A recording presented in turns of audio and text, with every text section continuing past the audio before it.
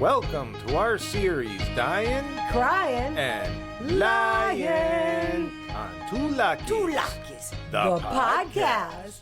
This is a series where we rewatch Little House on the Prairie, a show that we loved when we were kids, and we give our perspective on it as adults. As adults, and I must say, watching it as an adult has been very different. It's been extremely different, and we found out that their plots tend to have three main categories. They are either dying, They're crying, or they are lying. Lying. And we figured out that they have 2 out of the 3 categories every episode. So if you want to know what it's like to sit in the car with us and have us tell you a story with categories, you're about to find out. So buckle up. Here we go. For Two Luckies, the podcast presents Dyin, Cryin, and Lyin. Season 2, episode 17, Troublemaker. Did you ever have those days in school where kids would just kind of antsy and just kind of start a ruckus where they need to throw things or, agitate somebody else, and then it turns into a kind of a big blowout? Yeah, it's like it builds up and builds up and builds up, and then it just needs to go pow, just to vent off. Yeah. Well, that's how they're starting this episode out. We've got a ruckus going on in the classroom, and poor Miss Beadle just really seems like she has her hands full. But I guess they're dealing with things that we didn't have to deal with. Like, we didn't have kids that were out of school because it was crop season. Right, they were growing crops at home for the farming, and then they would only be able to come to school during the off time from farming. Yeah, whether you have that or whether you don't, it seems like that we still have the same issues that were going on. It's like kids get antsy and they start poking and prodding. And of course, when one of the kids that does all the poking and prodding goes and runs and tells his mother that there's a disciplinary problem, he's neglecting to say that he's a big reason for it. But unfortunately, when she walks into the room just as this is going on, and circumstances always get turned around. Now we got Laura standing up going, "I'm sorry, I threw an eraser." Yeah, but you didn't see what happened all the times that led up to that moment. Well, and we're talking about Willie is a much younger child in the classroom, and he is instigating with these much older. I mean, one of these boys looks like he's like 20. Yeah. I mean, so you have this classroom that is all together. They have first grade? Because I don't think kindergarten existed back then. Kindergarten was like a new thing when we were kids. First grade to 12th or whatever it was. First grade to 12th grade, all in the same room together, all learning from one teacher. But you know what? With Willie doing that, and I'm sure Nellie too, telling all this stuff to Mrs. Olson about what's going on, they are perpetuating a big Lyin. Because there really isn't a discipline problem. It's just that these kids that are used to being out in the weather and walking around and moving around all day are now made to come to school and sit still. And school, but really school is kind of less stimulating than just being outside in the weather and being able to physically move around. They have to sit still. So now Miss Beadle has to appear before the school board and explain what's going on, and it's not looking too good for her right now. No, she looks very upset, and she looks very tired. And Mr. Hanson was really trying to be understanding. He seemed to understand more, but Mrs. Olson likes to make mountains out of molehills. Just like her kids. They had that meeting in the schoolhouse for the school board, and boy, was that tense. Yeah, I mean, that was tense. Really tense. Charles had the Christmas shirt on. We got a shirt report already. Report. Christmas shirt. He's got that shirt on. He's rocking that Christmas shirt, and he's got his hands deep in his pocket so that we know he's thinking hard when his hands are all the way down. I mean, he's got his fingers almost down to his knees. I don't think he said pockets. a word the whole scene. I think he stayed quiet, but kind of Mrs. Olson was very kind of on the attack there about how she can't handle it, and there is an issue of the boys that are coming back, and I guess I thought that they had been back already. There was only 2 of them in the school room, but there was about to be a whole bunch more. They outweigh her by 50 pounds. They're taller than her, and she's the only teacher in the room. She's literally the only adult in the room. And she even says later on that she was kind of dreading them coming back because it really must have made a disruption. And the older kids would then cause a problem with the younger kids, would see the behavior, and then they would start imitating it, and then it would just end up spreading like wildfire. Yeah, I mean, that was really tense. And then they excuse her, and she asks them, but she says, I'm going to be grading papers really late. I want a decision this evening. And again, you got Chaz with his hands in his pockets, but he really didn't say anything. But he was the one they sent over to Miss Beadle's room to let her know that she was just let go. Well, I think he was sent because it wasn't a unanimous vote. I think he was the dissenting vote, so they said, well, then you go tell her. So he had to go over there and tell her this news that they decided to go with a male teacher because they felt that a male teacher would be able to provide the discipline more. I guess they felt that the room needed discipline, and she was unable to provide it, even though they thought she was a good educator. But the writers did come through, because the first person of all who delivered a category was Chaz, and he did a Cryin as he was sobbing away that he had to be the one to let Miss Beadle go. I know, and we're over here laughing about it, but this is a fictional story and this is a fictional TV show based on a And it was followed up with Miss Beadle. Cryin. So they knew it. So. They knew it was Dyin, Cryin, and Lyin. They had to give us the categories, and thankfully they did right away. But now Miss Beadle is faced with having a new teacher coming in, and she's been asked to stay until the replacement comes, and she asked them to stay quiet about it to the children, because it really would make it a much harder deal for her to deal with the children if they knew this was only temporary until somebody else came in. But I feel bad for her. She really is. She cares about the kids. Her character cares about the kids. I mean, she really does seem like she enjoys teaching, and it's unfortunate that she's in this situation. I have a feeling this isn't going to go as well as they think it will. Well, we've seen this one before, so we actually know how this goes, but let's see how it plays out. Well, that was a short hop to a cat being out of the bag, because Nellie is swinging with Willie pushing her while they're talking to Laura and Mary out in the schoolyard at recess.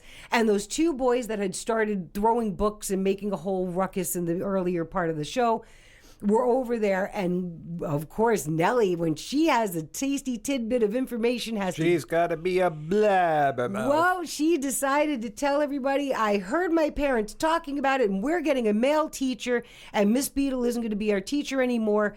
And now Laura really does feel responsible for this, because she did end up Willie had thrown something at her, and she ended up throwing it back, and it started the whole larger boys fighting. Yeah, but how many times did she get hit in the head with spitballs from Willie? And the whole reason she had the eraser was because Willie threw it at her first. He waited until Miss Beadle had turned her back, hit it in his seat, and then waited until he had the opportunity and threw it at the back of her head. He did hit her in the head with spitballs, and she had held onto the eraser and threw it back.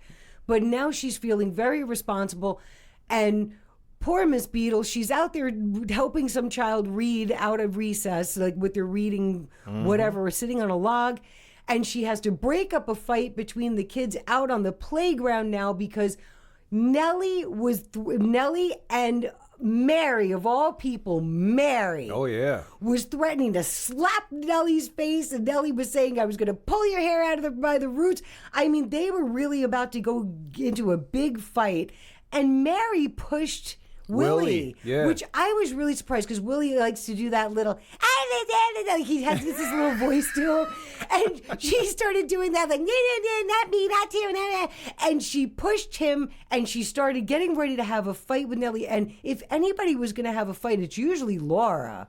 So this is a little unusual that Mary was getting ready to tussle. But the writers brought us a trifecta for categories. They did. First it was Miss Beadle. She was Cryin, and that made Laura Cryin, which ultimately made Mary Cryin. So Trifecta. They went for it, and Laura's over there blaming herself, because throwing that eraser back, she felt that she should have just taken the abuse that she was getting from Willie, I guess, and not do anything back. And now she's over here hugging Miss Beadle, crying because the Olsons are real thorns in the side. That's all I can say about it. I wouldn't say it's Nell's. It's that Mrs. 3 Olsen, out of 4 of them. Mrs. Olsen, Mrs. Olsen and both of their children really do start a lot of the issues in the show, but without them, what would the show be? We wouldn't have any categories. You wouldn't. If you didn't have them always having some kind of a different point of view and causing some kind of a wrinkle and stuff, a lot of these categories we wouldn't be talking about this stuff. And just a side note, did you see that Willie is kind of developing into what looks like a season 1 Chaz shirt?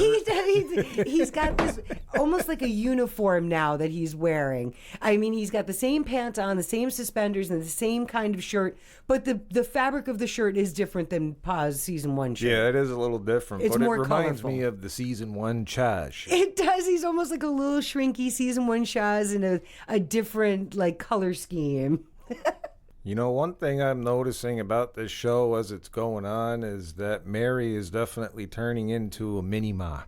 She's very much about keeping the rules and making sure they stay with the rules that they were given by their parents. Yes, very And she much. also tends to kind of mirror Ma's mean streak that she has in her, too. We see the way that she wanted to get into it with Nellie earlier. But you got Mary and Laura who are lying in bed and they're wondering about how the new teacher's going to be. And I think Laura pretty much hit it on the head. He's going to be big and mean because that's what they want. It's like she had a premonition almost, yeah. But then Mary introduces this. She says there's a new kid coming in, Herman, that just moved to one of the local farms and how he's a really big kid. And it just makes me think, oh boy, here comes more trouble. But, you know, the next day comes and the kids are all outside. They're waiting for the stage to come by to say goodbye to Miss Beadle. And here's this little troll-looking man walking through wearing a suit. He is very stern and severe. Looked like he sucked on sour grapes. Well, what I wanted to say when they were getting ready to go to bed, what I thought was funny was Laura was like, well, that new Herman kid, if he starts any trouble, I'll kick him. She was already ready. She had a plan. She already, like, if she was going to get picked on by an older kid, she already had a plan of how she was going to deal with it. And I thought that was kind of funny that she had already, thought about all of these logistics. But they did get to say goodbye to Miss Beadle. Miss Beadle left town. Yeah, she she left was town on the stage. And they've already kind of set the mood because this guy's up there ringing the bell and Laura tries to say good morning to him and he's just standing there with that sourpuss on. Well, when I was a kid, I started calling people like that suck-a-lemon. They looked like they had just sucked on a lemon perpetually, like all day long. They looked like they were sucking on a lemon with that pinched, like look on their face. And I used to think, and I might have been right, that every school might have secretly had a requirement that they had to have so many suck-a-lemon like employees per students because there always seemed to be at least one that just looked like they wanted to do they were just angry all the time and just always looking to be disciplinarian, and they were always looking for an infraction, and they were always looking for a problem instead of just like smiling. But I don't know why that happens, but that's what I call them, suck-a-lemons. Seems to me the writers are gearing us up for some categories. They may actually be. This teacher's walking around in his black suit with a severe look on his face, and he is laying down the rules. These rules are so strenuous that even having a mark where it looked like you erased on your paper and handed it in with an erasure on it was a failing grade. I mean, correcting a mistake was a failure. You would have had to. Most of these kids can't afford the paper and the pencils to rewrite all of their work. It made me think, watching that, as he's standing there and listing off all these rules like they just got to boot camp or something. I mean, he was really severe. What would have happened to him if every one of those kids is, because there's like 20 students maybe total? And that new what kid if Herman they all is in just there? got up and walked out and didn't come back? This guy wouldn't have a job to come back to. But I don't think they thought about that. Mary and Laura looked very afraid. And what ends up, this guy's name is Mr. Applewood. Mm-hmm. And one of the older kids, the ones that caused the ruckus in the whole first place that Miss Beadle got fired because of it, because she did get fired because of it. Yes, she did. He writes a note They pass it forward. He passes it forward to Willie, who passes it forward to Nellie, who puts it on Laura's desk. So now Laura's sitting there, the recipient of a note, which that was one of his rules. There will be no whispering. There will be no, what were the rules? There were no whispering. No whispering, no passing notes in class. Passing notes, note taking, things of that nature. And even having if you didn't put your name and your grade on your paper was a failing grade. In the upper right-hand corner. In the upper right-hand corner. So like if you put it in the left-hand corner, he would have rejected it and called it a failing grade. Like he is very, very strict. And one of the things he said while she received the note was that they were supposed to be writing down all the rules that he just laid down. But now she's sitting there, she gets a note, and of course, because it's quiet in the room, he catches it, this eagle-eyed teacher. He catches her receiving a note. And instead of punishing whoever wrote the note, he brings her up, reads the note. She didn't even get a chance to read it yet. Reads the note and now makes her put her hand out and slaps her really hard with the ruler. 2 or 3 times. Yeah, and then tells her, since you like to write, she didn't write anything. Since you like to write, you're going to be doing a lot of it. So but I have a feeling that the Olsens already predisposed him, or Mrs. Olsen predisposed him towards disliking the English children. Oh, without a doubt. So, I mean, she already was on shaky ground, and he considered her tardy, which if he considered her tardy, why didn't he say something earlier? He said that he smacked her hand because for being tardy and for passing notes. Meanwhile, she didn't pass any notes. She was the recipient of a note, and she wasn't tardy. She was just the last one to walk into the building. Yeah. So, like, I don't know. I don't like him. I don't like him at all. The funny thing about the note is they called him a crab apple. Yes. The messed up thing is the kids who ended up getting Miss Beadle fired, one of those kids was the one that wrote a note saying this Miss Beadle was so much of a better teacher than this crab apple.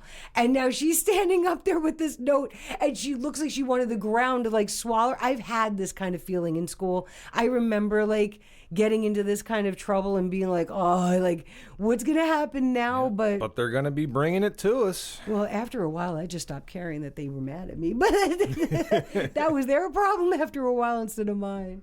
Well, things are looking up because we're at the Ingalls residence, and first we got Chaz in the season 1 shirt, and we have a Carrie report. We got a Carrie report. She's standing on a stool helping Ma do the dishes while Laura and Mary are doing their homework at the table with Pa. And Laura's trying to explain to Pa all the troubles that she's having, and it's funny. Here's Ma right away. Oh, I think teachers are always helpful, and you just need to be able to help them out. My experience is teachers are always fair. And you got Pa, yeah, your mother's right. It's like, no, why don't you take the time and listen to your kids as they're trying to tell you there's a problem here. But... All right, well, here's what's happening. Laura now... This guy said, you're going to write, since you like to write, you're going to write. She has been up at the blackboard having to do all of this writing on the blackboard, and then she wasn't able to study her spelling, and then she had to write all of the spelling words that she got incorrectly in front of everybody, to the point where he dismissed class for the day, except for people who still had work at the board, which was only Laura. Right. And then, you'd made the comment earlier about the Olsens, and then I said something too. It's like they're like a thorn in the side. Well, they kind of showed the nail being driven into the coffin, because there's Mr. Applewood having dinner with the Olsens, and there's Mrs. Olsen right away, telling tales about how Laura Ingalls is a troublemaker, and Nels just ain't having any of that. Nels actually defended Laura and said that he found her pleasant and intelligent and kind and, well behaved. Yeah, but like I said, 3 out of the 4. Yep, the 3 out of the 4 are over there egging this guy on and feeding all this misinformation. Well, I want to Meanwhile, call they should just be saying, it's not her, it's us. We're the ones. We're the real troublemakers. Well, I want to call Mrs. Olsen on a Lyin, because she said, I don't want to tell tales, or I don't want to carry tales, and that's exactly what you were doing. She was sitting there at that dinner trying to get this teacher to be against Laura, because Laura has a tendency to get into scuffles with Nellie. Yes. So, I mean, I think that's a big part of this. But, now he's, what did he say? Forewarned is forearmed. So he is ready, and he already has a thing against Laura. I was just wrong with the timeline, I guess. I thought that Mrs. Olsen had already predisposed him, but now she's basically just reinforcing what he's already starting to feel during the day because of that whole note incident. They're about to bring it to us. They are. We come back to a scene that reminded me of the saying, with friends like this, who needs enemies? Because Laura is in a whole heap of trouble with this new teacher, and then he has this whole thing that he got from Mrs. Olsen and her kids. Yeah. Against her. He already has a bee in his bonnet about her, and he's upset about it. The older kids are actually friends with Mary and Laura, and they came up with this whole idea of how they're going to get back at this teacher, and they think it's going to help Laura. And she says, "Look, if you're my friend, just don't do anything, please." Yeah, I don't need your help with this. Please, you're just going to make more trouble for me. She said, "I'm in enough trouble." Well, Herman, who was the tall larger kid boy that just who moved in. Just moved in. He lives on a farm. He comes into school an hour late. This teacher was like brimming with anger. I mean, he was like almost boiling over with like pissiness. Mm-hmm. He has him come up front, and he's going to do that ruler, I'm going to smack you on the hand thing. And the first time he pulls his hand out of the way, and the teacher smacked himself. Everybody laughed. And I'm surprised he let that fly, because he did let that fly. Then he finally gets a couple of whacks on Herman's hand. He's just laughing at him. And he laughed. He was like, I learned that you can't even hit hard enough to tickle. Meanwhile, this guy thought it was going to teach him, how not to be late. But Herman makes a good point. Yeah. For him and his family, knowing the price of corn, how to plant, how to take care of animals, the reason he was late is because one of their cows was giving birth, attending to their animals, that's their whole livelihood. That's their livelihood right that there. is literally their whole life. And back then, education was less of a point for a lot of people. Like it was either something you didn't have access to at all. Right. But there were things that you needed to know how to live, and he was more concerned about that than a history exam that taught him about a whole bunch of people that lived it a long time ago that he was never really ever going to deal with. Yeah, and then the funny thing is this kid's walking back to his seat. Laura turns around just watching him walk back there, and then he gets her into trouble, and what she ended up doing, writing all over the board again. Well, the reason she got into trouble from him walking by is because he needed to put that anger somewhere, and he had it in his favorite whipping post now, Laura. Mm-hmm. So he has picked her, because he couldn't get the result that he wanted to get with Herman, he's now taking it out on Laura. I've actually seen this happen, like in real life. Yeah. I've seen this happen in real life where somebody becomes the place for all the anger gets put on that one kid when they can't get the results that they want someplace else. But now Laura is writing and using up all their chalk, which I think is a colossal waste of resources in a poor community. This community does not have funds like this.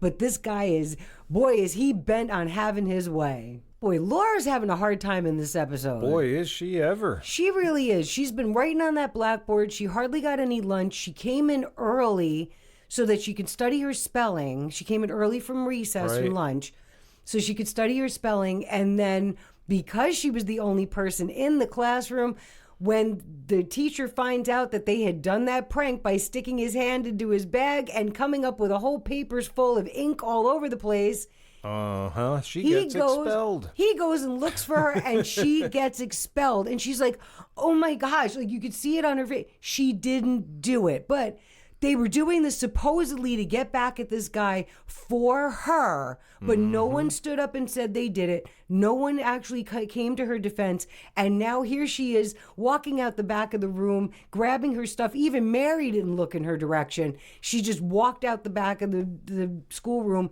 and now she has to go home and tell her parents she's been expelled. Yeah, that's a tough one. She really is a tough one. She is getting the business in this one. Hey, and we did find out that the original troublemaker, his name is Ven. Yes, that's his name. But we didn't know that before. But he really does seem to be friendly with their family and the other, and the children. But this prank that they did now just ruined her whole educational career in like one fell swoop. Laura sauntering home, and she gets into the barn where we see Pa, and he's still got the season 1 He is shirt rocking on. that indestructible season 1 shirt. But he asks her, because of course it's the middle of the day and she's home, what's the matter? And she comes running in and she is crying as she's telling him bad. he expelled me because he says I poured ink all over his papers and I didn't do it.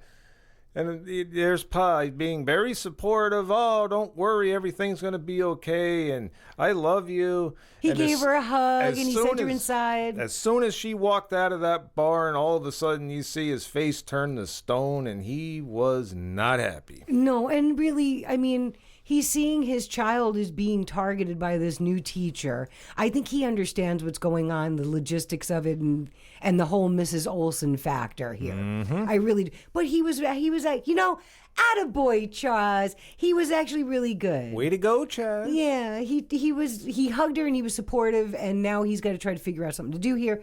But yeah, Charles brings Laura and Mary to school in the morning because he's going to talk to this teacher, and they run into Miss Beadle. So it was only a temporary trip. Yeah. She's back in town. They welcome her, and she asks the girls, "How is school going?"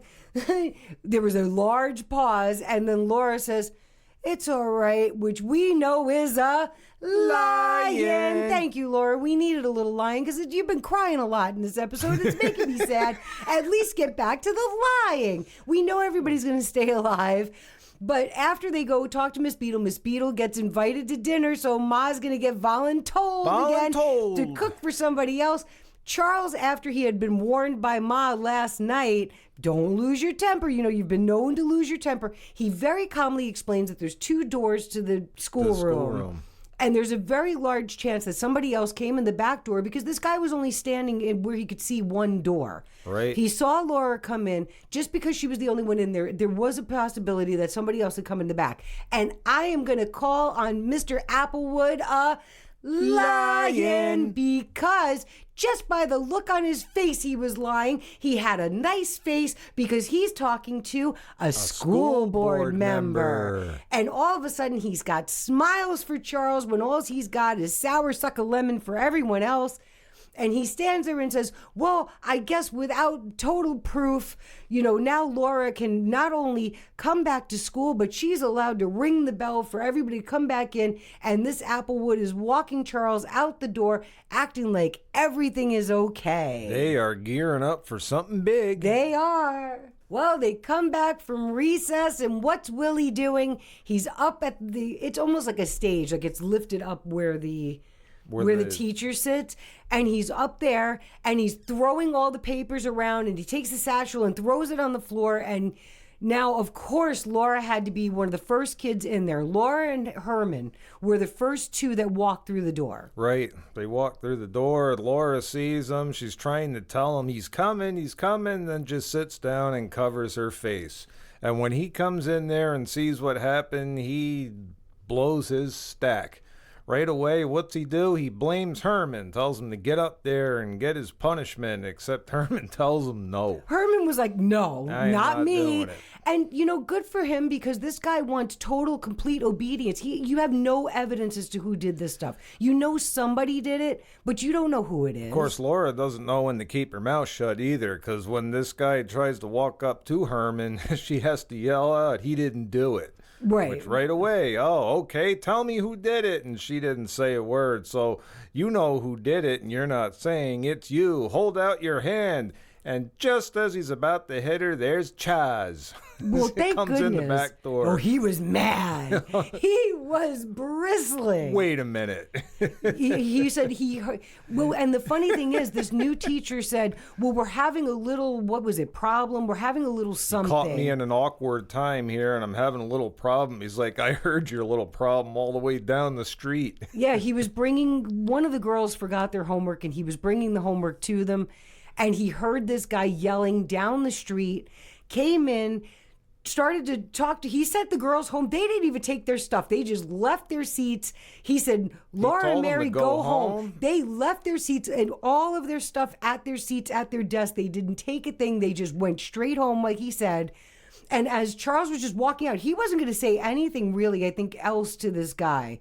The teacher went after him and started yelling, I have absolute control, and when I'm talking to you, you'll listen to me. And I actually remember this happening when we had kids in school, and the teachers and the administration would try to tell me like I was a student. I'd be like, yeah, I know you're not doing that. Charles again tried to walk away from the guy, and the guy made the mistake of putting his hands on him. And as soon as he did that, Chaz turned around, picked him up, and marched him right into the corner of the wall. He slammed him right into it. And it says, you got to thank my wife. She told me to be kind to you. And then he snatched that stick out of his hand he likes to whack people with, and just broke it over his knee and threw it. Yay!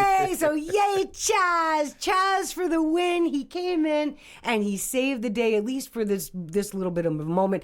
But after school, he is going to be bringing the school board with him because this is not working. Oh, no. Well, that school board meeting was tense. That was fiery.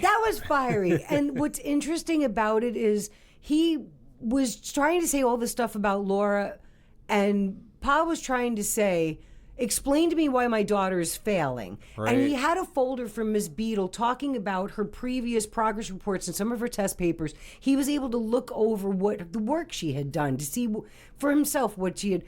This guy didn't want any part of it. He didn't want to look at it. He didn't want to know anything about it. And he made the comment that Miss Beadle wrote it and she wants to resecure her position. She'll write anything she wants. So when Charles brings out his handwritten resume in his own writing, this guy starts sweating. He starts pacing back and forth. He's clutching he had some kind of a handkerchief or something like that. He's squeezing it in his fist, and he's talking about how you need discipline and order, and everything has to be done a certain way, and I must have order. He had a total meltdown. He's banging on the desk. He looks at Nels, who's sitting there like incredulous at up at the front where the teacher normally sits, and he's telling him, you told me that I could do whatever I wanted to do and that I was going to have complete control. I mean, they all sat there looking like they all were looking at this guy completely melting down. He walks to the back of the room, grabs his hat and says, my resignation will be tendered tomorrow. Like, they didn't even have to say anything that he knew this was not going forward. All that because he said, I think we need to check your references from your previous employers. Which means that they hired him on face value and didn't check a thing about him. Can you imagine? So this guy was in charge of 20-ish kids. Yeah.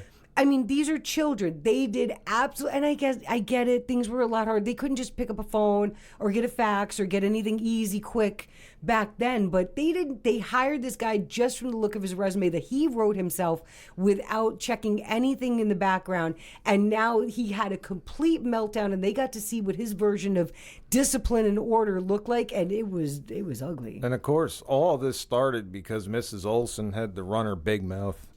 Well, Mrs. Olson had to have an agenda, and she likes to push her agenda. But without the Olsons pushing this kind of agenda, we wouldn't have a lot of the elements on this show. So, we do have to thank And we didn't bring up in the last clip either when he said, you caught me in the middle of a minor problem. That Mr. Crabapple, he was a lion. Because it was a big deal. It was a big deal. Charles shows up with his hat in his hand. He had to convince Miss Beadle, please come back. And she was like, I love these kids. They're my children. I love them. And I want to come back more than anything. But I don't know if I can.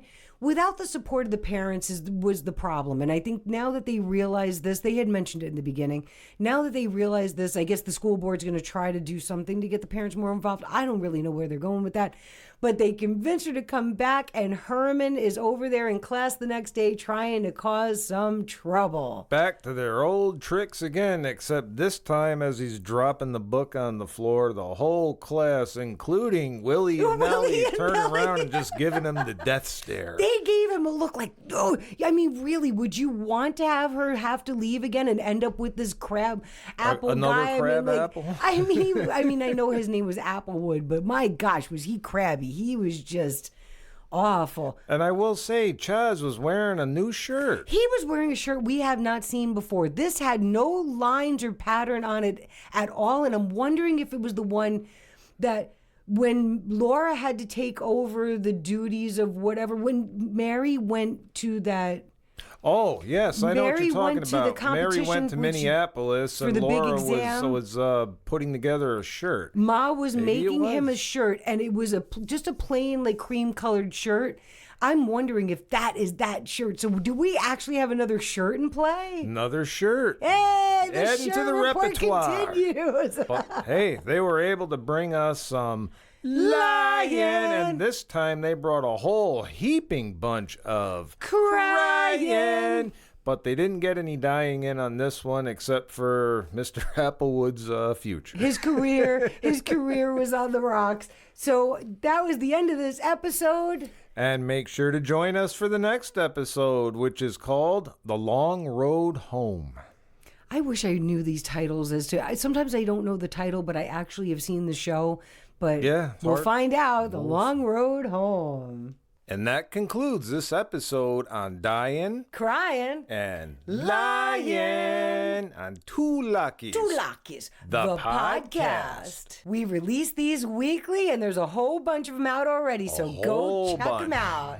We'll see you the next time. We're out. Two Luckies, the podcast. Two Luckies, the podcast. Two Luckies, the podcast. Woohoo! You made it to the end. Yay! So, a little fun fact, and you may be wondering if you're even listening, why do we leave the breath sounds in our podcast? It's because we're human beings and we breathe. We are not machines. We are not AI. We are not any of that. We are 100% genuine people. We are. And if you were in a room with us while we were telling you a story, you would hear us breathing. So I know that some people have a thing against it, but that's why we do it. And now you know. So thanks for staying with us. We appreciate you.